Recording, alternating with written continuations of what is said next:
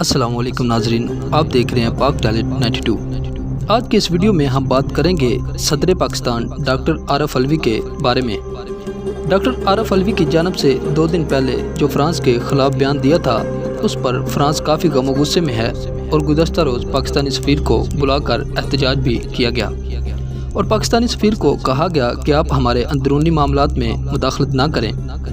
پاکستانی صدر کی جانب سے صرف یہ کہا گیا تھا کہ فرانس جو مسلمانوں کے خلاف بات کرتا ہے اس سے باز رہے، اور اس کے علاوہ فرانس کی جانب سے جو خاکے شائع کیے گئے ہیں اس کے خلاف ہمارے صدر نے بات کی تھی، جس کا فرانس نے بہت زیادہ غصہ کیا ہے۔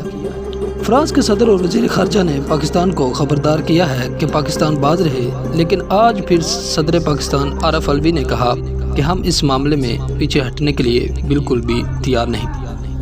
انہوں نے اپنی بات کو دہرایا اور کہا کہ ہم اس معاملے میں پیچھے نہیں ہٹیں گے۔ ناظرین، اگر پاکستان کے وزیر خارجہ کی بات کی جائے تو پاکستان کا وزیر خارجہ بالکل خاموش ہے اور شاہ محمود قریشی اس وقت بالکل سوئے ہوئے دکھائی دے رہے ہیں۔ اگر ان کے وزیر خارجہ نے پاکستانی سفیر کو بلا کر احتجاج کیا تھا تو ان کا بھی حق بنتا تھا کہ یہ بھی کوئی بیان دیتے، لیکن وزیر خارجہ کی طرف سے کوئی بھی بیان نہیں دیا گیا، صرف صدر پاکستان کی طرف سے بیان دیا گیا۔ ناظرین، اگر طریق لبیک کی بات کی جائے تو طریق لبیک اس سارے معاملات کو کس نظر سے دیکھتی ہے اور علامہ سعد حسین رضوی اس بارے میں کیا بیان دیتے ہیں؟ اگر آپ کو یہ ویڈیو اچھی لگی ہے تو ہمارے چینل کو سبسکرائب کریں اور بیل آئیکن کو ضرور پریس کریں۔ اللہ حافظ۔